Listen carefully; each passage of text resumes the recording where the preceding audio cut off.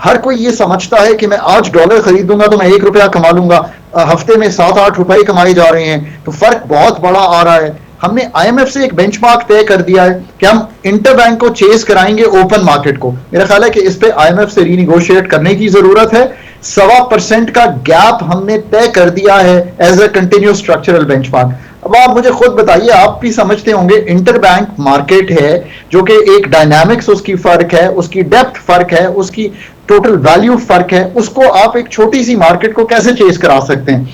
इस पे सोचिए। क्योंकि आईएमएफ ये समझता था कि आप इंटरवीन करते हैं, तो उन्होंने शायद ये आपके साथ बेंचमार्क तय कर लिया और वो तो कंटिन्यूअसली ब्रीच। ये जो डॉलर का फ्री फॉल है ये रुकेगा कहां पे, यानी क्या प्राइस होगी? और उसके बाद जाहिर है बहुत सारी चीजें फिर इसी प्राइस के साथ मेंशन है कि इस वैल्यू के मुताबिक इन्फ्लेशनरी प्रेशर क्या होगा, पेरिशेबल आइटम्स हम इंपोर्ट कर रहे होते हैं उनकी प्राइस कहां जाके रुकेगी, पेट्रोलियम प्रोडक्ट्स की प्राइस कहां जाके रुकेगी। तो एक आम फहम अंदाज में समझा दीजिएगा कि मामला कहां जाके रुकता हुआ नजर आ रहा है आपको? तो एक तो देखिए कॉम्प्लेक्स मसाइल हैं शॉर्ट टर्म के भी, I am willing to accept that. उतना ही कॉम्प्लेक्स रिस्पॉन्स आना चाहिए फ्रॉम व्हाटएवर गवर्नमेंट इस वक्त इनकम्बेंट गवर्नमेंट इन पावर है। आईएमएफ प्रोग्राम में जाने से यह तवक्को की जा रही थी कि डॉलर स्टेबल होगा और डॉलर रुपी पैरिटी जो है उसको कंट्रोल कर लिया जाएगा, लेकिन दिखाई यूं दे रहा है कि डॉलर जैसे फ्री फॉल कर रहा है। पाकिस्तान एक कलीदी तौर पे डॉलर लिक्विडिटी क्रंच में है। ये तो एक पेरिनियल क्रंच है। हम एक्सपोर्ट और रिमिटेंस को मिलाकर अपनी जब इंपोर्ट को कवर नहीं करते तो हम एक डॉलर लिक्विडिटी क्रंच में रहते हैं। आईएमएफ का प्रोग्राम जब नहीं हो रहा था तो ये बहुत हाइट पे चला गया, आपके रिजर्व्स 2.9 बिलियन डॉलर पे ड्रॉप कर गए। आईएमएफ होने के बाद ये उम्मीद थी, आपने दुरुस्त रखा ये बात सामने, कि पाकिस्तान का ये डॉलर लिक्विडिटी क्रंच जो है हम इसमें से निकाल लेंगे मुल्क को, पर ऐसा हो इसलिए नहीं पा रहा कि अभी भी हमारा जो इंपोर्ट का बर्डन है, जब हमने थोड़ा सा इंपोर्ट्स को खोला, हमारा एक कंटेनर्स पिछले पड़े हुए थे उसको क्लियर करना शुरू किया, कुछ डिविडेंड्स कवर करना शुरू किए, तो हमारा जो इस वक्त भी इंपोर्ट का बर्डन है वो बढ़ा हुआ है। और जो बाकी हमारे इनफ्लोज जो एक्सपेक्टेड थे वो उस तरह से नहीं आ रहे। इससे मेरा क्या मतलब है, 9 अरब डॉलर आपने तय किया था जिनीवा में, आपकी कमर्शियल रीफाइनेंसिंग होने वाली है। ये दो ही चीजें बड़ी जरूरी हैं जिसको आपको करना था। तीसरा, आपकी रेमिटेंसेस जुलाई में 19% गिर गई, सो आपको इसको वापस लाना था। हर कोई ये समझता है कि मैं आज डॉलर खरीदूंगा तो मैं 1 रुपया कमा लूंगा, हफ्ते में 7-8 रुपए कमाए जा रहे हैं, तो फर्क बहुत बड़ा आ रहा है। हमने आईएमएफ से एक बेंचमार्क तय कर दिया है कि हम इंटरबैंक को चेस कराएंगे ओपन मार्केट को। मेरा ख्याल है कि इस पे आईएमएफ से रीनिगोशिएट करने की जरूरत है। 1.25% का गैप हमने तय कर दिया है as a continuous structural benchmark. अब आप मुझे खुद बताइए, आप भी समझते होंगे इंटरबैंक मार्केट है जो कि एक डायनामिक्स उसकी फर्क है, उसकी डेप्थ फर्क है, उसकी टोटल वैल्यू फर्क है, उसको आप एक छोटी सी मार्केट को कैसे चेस करा सकते हैं?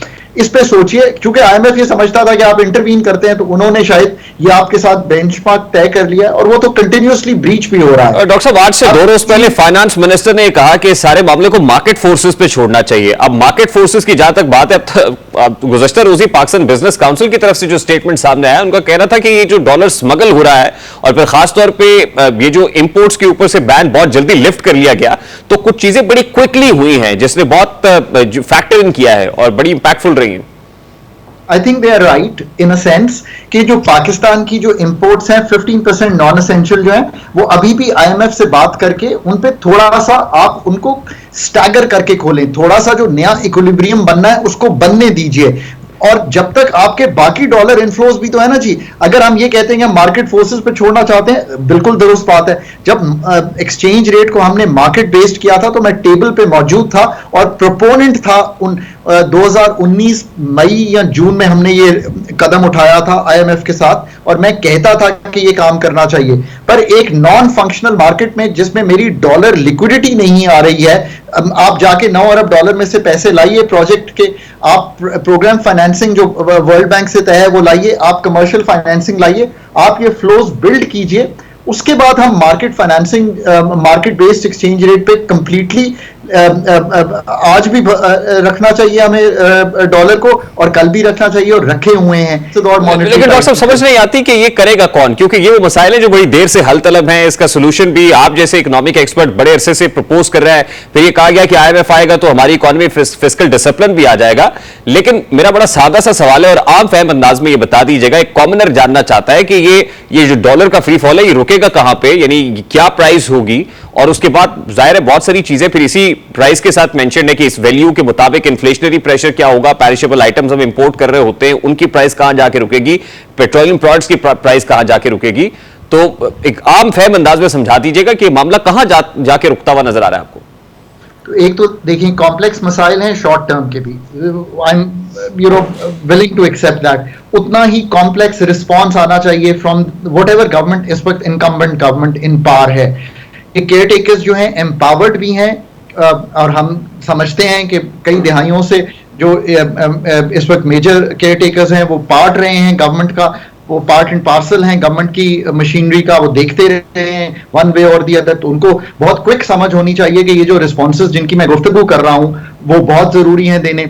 और तीसरी ये बात है कि इनको कॉन्स्टिट्यूशन ने बड़ी एक सलाहियत दी है कि वो IMF से डील करते हुए कोई जरूरी अहकामात हैं तो वो उन पे अमल करें, अगर कोई स्मगलिंग ऑफ गुड्स हो रही है उसको रोकें। ये काम तो इनको एम्पावरमेंट है। आज मैंने सुना है कि प्राइम मिनिस्टर ने स्मगलिंग पे एक मीटिंग लेके बड़े अहकामात जारी किए हैं, व्हिच मेक्स मी हैप्पी कि वो ये कर रहे हैं। इट ऑल्सो देखिए अभी थोड़ी सी किरण आपको दो चीजों पे अच्छी भी दिखाई देगी, so let me and with that.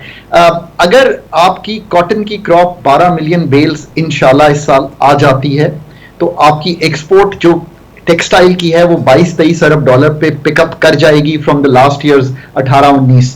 तो ये एक अच्छी रमक है जो इकोनॉमी में दिखाई देनी चाहिए। दूसरी ये बात है कि मैंने आज भी सुना है कि हमने SIFC के अंडर एक कॉन्फ्रेंस की है, तो हम कोशिश कर रहे हैं कि किसी तरह लेयर इन कर सकें मनीज जो डेट के अलावा डॉलर के इन्फ्लोज को बना सकें। अगर हम अगले 6-8 माह में कोई सब्सटैंटिव मनीज वहां से ला पाए तो हमें थोड़ा सा डॉलर की ईजिंग होगी। अगर ये सब कुछ होता दिखाई दिया, बजटरी खसारे पे काबू दिखाई दिया, तो हम ये देख पाएंगे कि जो इन्फ्लेशनरी ट्रेंड है वो टूट रहा है और रुपए की कदर का प्रेशर जो है वो टूट रहा है। ये मुश्किल काम है, ये डे टू डे एक्शंस मांग रहे हैं, ये डे टू डे इंप्लीमेंटेशन मांग रहे हैं, ये डे टू डे पॉलिसी का जो जिसे कहेंगे ना हाई फ्रीक्वेंसी कम्युनिकेशन मांग रहे हैं। मैं इससे क्लियरली नहीं कह सकता। जिस क्लैरिटी से आपको एक्सप्लेन कर रहा हूं, अथॉरिटीज को बताना है कि अगले 3 माह की इनकमिंग डॉलर्स क्या हैं। बहुत बहुत शुक्रिया डॉक्टर साहब आपके वक्त के लिए। डॉक्टर खाकान नजीब की गुफ्तगू आपने सुनी।